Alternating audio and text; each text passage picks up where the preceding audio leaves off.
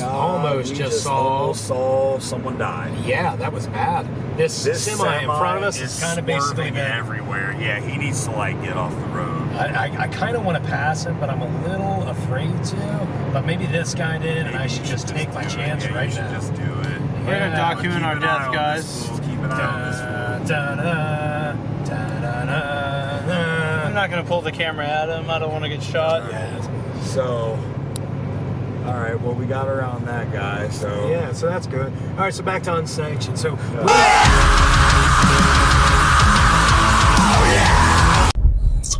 Hey everybody, welcome to Shooot Bud. It's Saturday night. It's 1:30 in the morning. We're driving. We have a guest. All the way. Shooot Bud. Yeah. What's up, Aaron? What's up, Eddie? Hey, man. My fellow Cincy boy, my Cincinnati's most wanted tag partner, the man, the myth, the legend that is Lord Crew. And he is going to be hanging out with us tonight. Yeah, talking a little man. bit. And we're both dead tired, and we both wrestled. Dude. And Austin is eating a cheese stick, Dude, mozzarella stick. It looks very good. You know, I woke up in Canada this morning. Yeah. Tell us about your day. It's been a very long day, bro. Like, I woke up in Waterloo, Ontario, drove like 4 hours to Toledo, linked up with Sam Beal, rode to Columbus with him, wrestled, had an awesome show at Unsanctioned Pro. Yo.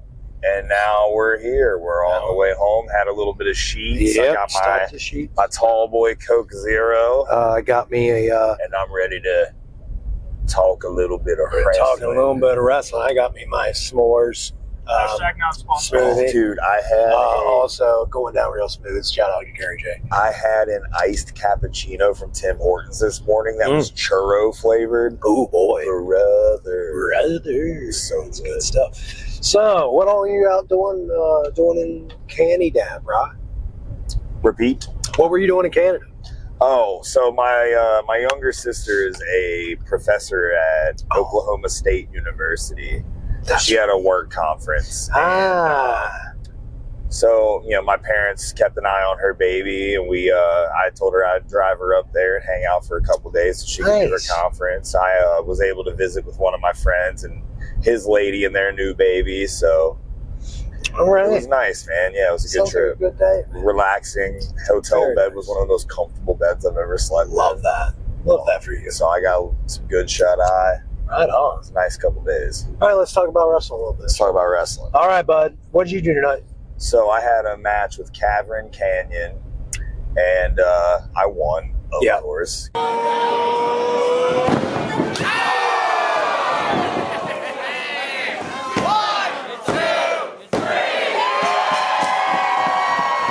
Yeah, that's what we do. And yeah, man, I think it went real well. People in Columbus seem happy to see me back, at least at the beginning of the evening. Yeah. I mean, it's been a minute. Since you've been out there, really. So I felt alone for a little while. So thank you for coming back. Appreciate you, bud. I'll never go too far away. That's my guy. Oh man. So yeah, Unsanctioned was a great show. How did you feel about what is it again? Canyon? Cavron Canyon. What Cavron Canyon? Where did you come up with that name? Anyway, okay, go ahead. I think he is deceptively athletic.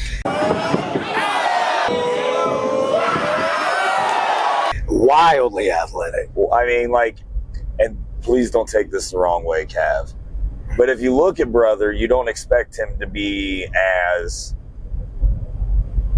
agile and high flyy as he is. Springy. Yeah, he is very springy. Very springy, and he's very impressively athletic. So he definitely threw some stuff at me I wasn't ready for, brother. He had me on my toes, but ultimately I ended the match with my hand in the air, and win a victorious night. Victorious night for Brother Crew. That's right, brother. Back what about the you, Ace man? of Cups. What did you get into this evening? Well, tonight I wrestled Rachel Armstrong.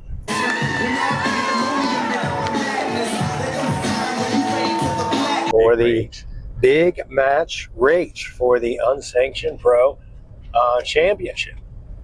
Crew, I got to be real honest. Mentally, I've kind of been like going through this like thing. Okay. Where I kind of have come to the realization that, you know what, been doing this long enough to where I can say I'm pretty daggone good at it.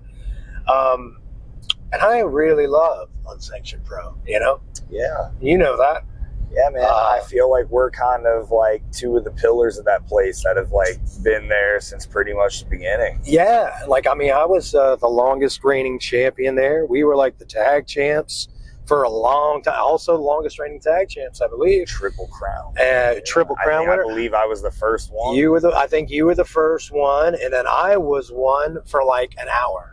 Remember, because I won it for like an hour, and then I gave up the hardcore title because that's not really my vibe, and I wanted somebody else to do it. And you, I do believe, won that night. So we kind of have run the show at Unsanctioned for a long time. And then, as I would have it, when I lost that title, I lost it to you. Because who else would beat me but you? Someone who knows me. It seemed a little poetic. Yeah, and I was happy for you. Although I lost it, I was happy for you. And then I feel like you kind of got screwed real quick. I got real screwed. And you lost it in like a triple threat, and then like you wasn't really able to get a proper rematch or anything. And well, then I did end up winning it back, and then I lost it a minute later. Yeah. Yeah, dude. So I've been getting real hosed when it comes to the heavyweight title there. Yeah. And I'm very happy because I have a ton of respect for Rachel. However, gotta say, I've been a little disappointed in the status of the championship since you lost it. Yeah, you know, I'd be inclined to agree with you, I think. And I feel like ain't nobody really taking it serious like we took it serious. Sure. And they just, you know, they kind of playing and they kind of having a good time. And I think the roster and the people of Columbus have forgotten who that locker room used to have to go through. Yeah. And it was us. Yeah. And I kind of, I kind of made this decision, which you are aware of. Because I fully bought in on it. Yes. Because I kind of decided, you know what, I don't think we should be what everybody wants us to be, which is just, oh, you guys are doing great. Yeah, just here, let's take your hand and let's pull you along. I don't really want to do that anymore. Yeah, you know, it's been one of those things where it's like, you know, Unsanctioned's always been a place where I go, have a great match, grab my money at the end of the night, and then head on home. Yeah. But, you know, I've been doing this for long enough, and you've been doing this much longer than me. It's not always just about the money, Aaron. No, it's not. It's really not. It's not. Because at the end of the day, there's a million ways to make money. There's only one way to make a legacy. That's very, very true. And I take what I do, and you take what you do very, very seriously. And you know what I really don't like?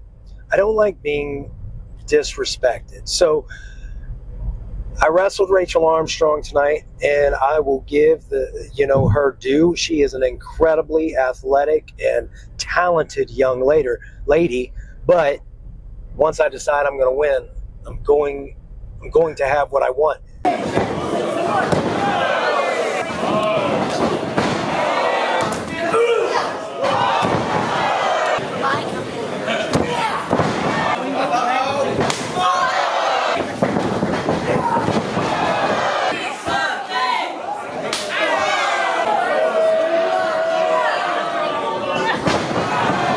She is a resilient little thing. But she is a resilient little thing.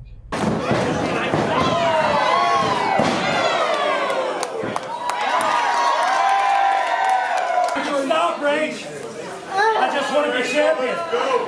Just tell me I'm champion. No? No? All right.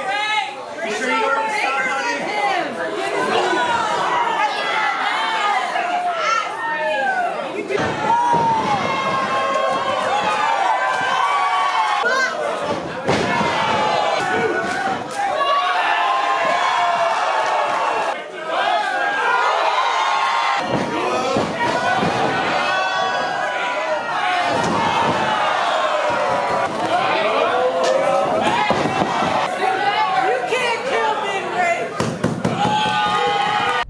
And I'll give her due. She got me.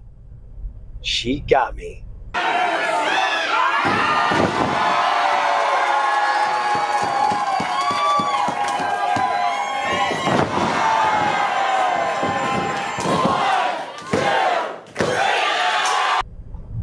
But then, I think you saw it. I tried to be cool. Tried. I tried. Tried.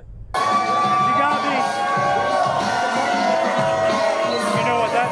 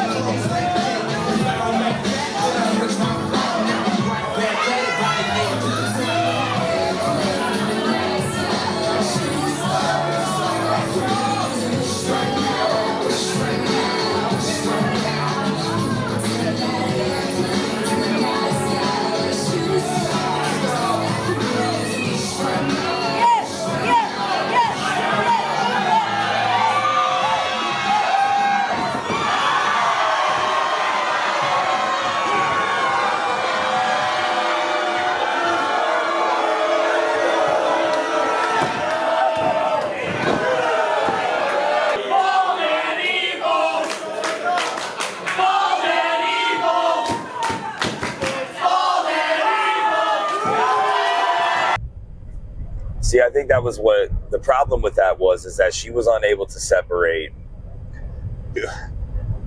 Okay, I'm going to quote Wayne's World here. So, like, why is it if a man kills another man in the art of, in the heat of battle, he's considered a hero?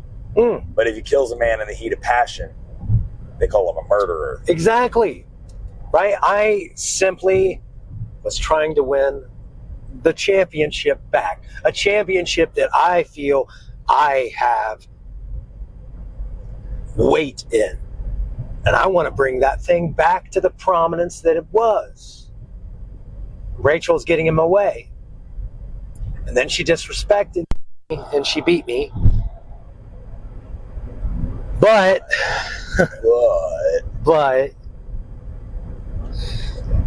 I mean, there's going to be some things changing.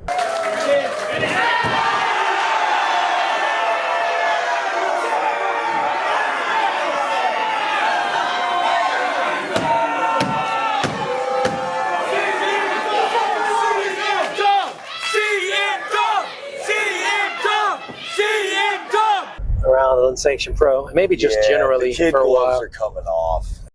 Kid gloves off. Yeah, we. I think for too long we've been fighting with the kid gloves on. We've been handling things with delicately, or like kind of taking it easy on some of these guys. I think, and now like I'm tired of it, man. Yeah, man, I'm just kind of tired of it. The kid gloves are coming off. Yeah, I think the exact words that I used were, I think it's time for some of these kids to realize what a grown man ass whooping feels. Yeah, because I kind of feel like they just been playing, Like it's been too safe. It's just been, and it wasn't. I mean, call me an old dog if you will, but I don't remember it being safe. I remember looking across the ring at people who wanted to beat me up and hurt me. Yeah. And having to fight for my life. I remember that. I don't know if any of these people, I don't know if any of them know what that's like. I have a feeling they don't. And if they do, they're few and far between. I think it's about time they learn, bud. I think it's about time they learn. Yeah. I'm sorry, I went to a dark place right there. My bad. But the point remains, like I mentioned a minute ago, for so long we were the ones who were the measuring stick. We were the one that, people had to go through to earn their spots there. And now I feel like we're just kind of I kind of feel like that the locker room has kind of forgotten who we are. Yeah, man. Like I honestly kind of made it a point in the match to point out to Derek, hey man, I want to be champion, and I don't know if he understood, but I really want to be champion. Really, what I was saying is, I don't know why you put this young lady in the ring with me when you know what I'm capable of. Why you put her in danger? Why did you do that? because you know what I will do. That man has seen it. He's seen what I'm capable of. Why would you do that? You want me to go like that's on the line, and once that bell rings, all bets are off. Dead. It doesn't matter who's standing there. Ringer, bud. Like, why would you do that? Why would you put that in my position? Why would you put me in a position like that to really put a hurting on somebody and then be surprised when I do? What did anybody think was going to happen? Did they think I was just going to come in and be like, oh, Rachel, you're doing such a great job? She was. She is. She's doing a great job. Resilient girl. Awesome. But serious. Come on. Probably. She's probably going to do great things. But not at ours. She didn't do it tonight, though. Not at ours. She got away tonight. That's good. And I'm telling you this as a friend and as a brother. I think a part of that is because I think you got a little overzealous. I probably did.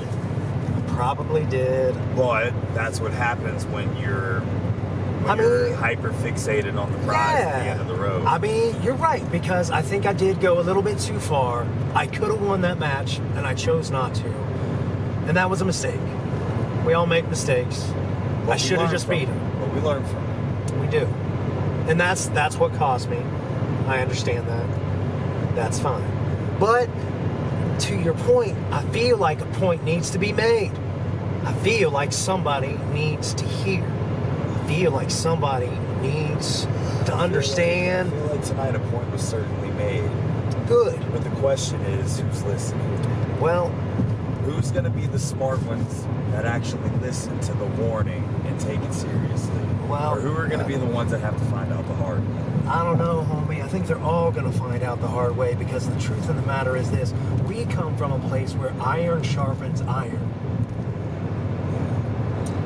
Yeah, iron sharpens iron. And these kids are looking at the iron. That's right. Unsanctioned Pro. Flesh don't mix with iron very well. Sure doesn't, bud. Well, shoot, man, why you let me do that? I'm getting dark. Austin, why do you let me get dark like that? You're not supposed to do that. Kumbaya. Okay, that's a little bass. That's good. So what do you got going on now? True, that's exactly what I said.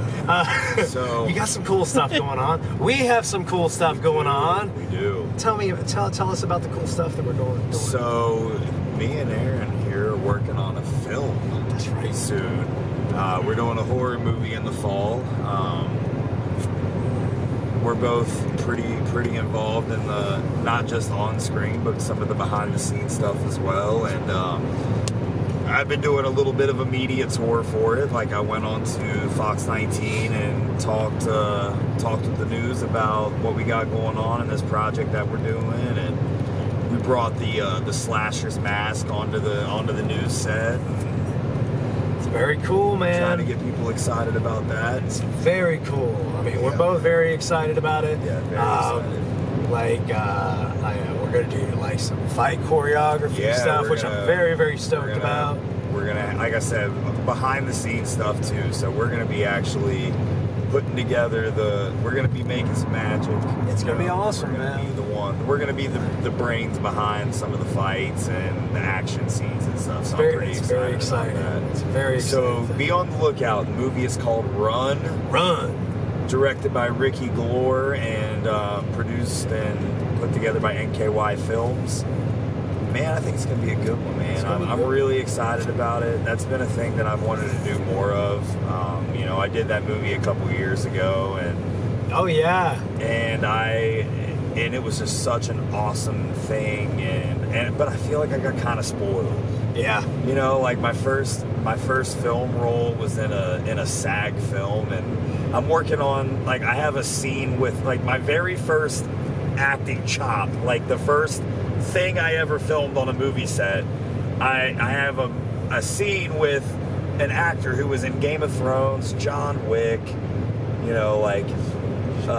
Jojo Rabbit, like, so, This fool killed John Wick's dog, man. Yeah, this guy killed John Wick's dog. And that's basically what you talk about going to a dark place. John Wick went real dark. Real dark. But I feel like I got kind of spoiled. So like, you know, having that sort of a role in that sort of a film with that caliber of talent, it's almost like having your first wrestling match against like The Undertaker. You know what I mean? Like it's like so I just got kind of thrown right into the fire, but you know, feel like it went pretty well. Still receive residual checks from that sometimes, which that's kind of cool. That's dope. I don't think I've ever received a residual check. But, I'm sure the 44 people who took the time to watch this. Say you should drop the name of the movie for the 44 So if you viewers want to check it out, the name of the film is McVeigh. You can find it on Amazon Prime Video. I think it might be on Showtime also right now. So if you have a Showtime account, you can stream it there. So yeah, go give that a check out.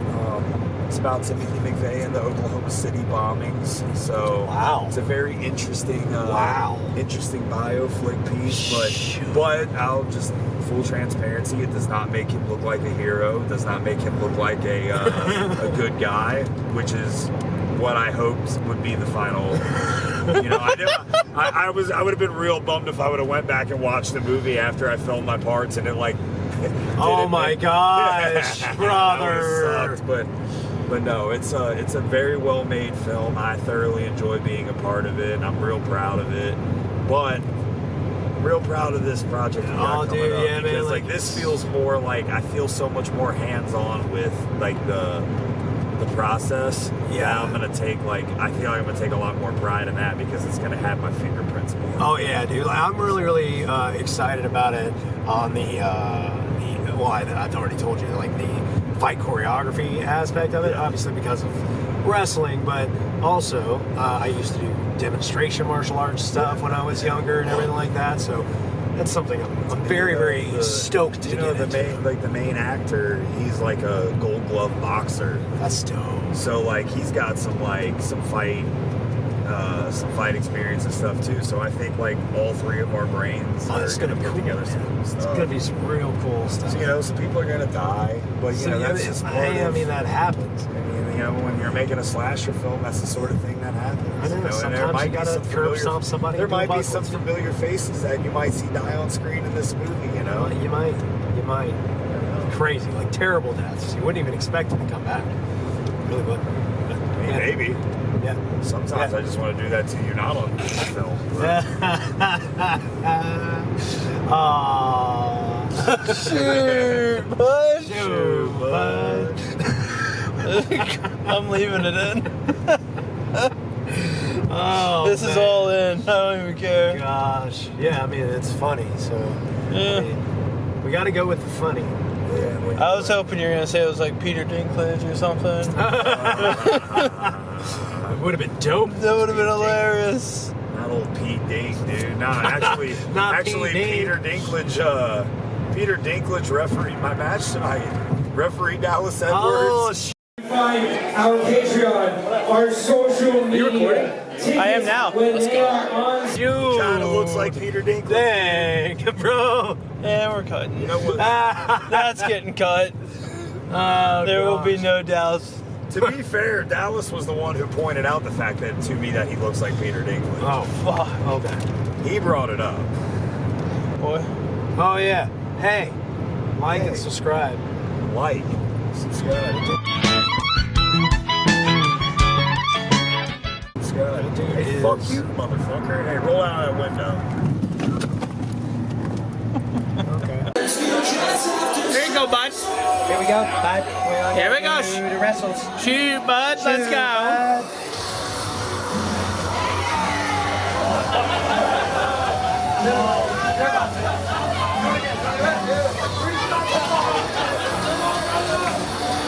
What happened? Stepped in front of me. Oh, that fucking bitch.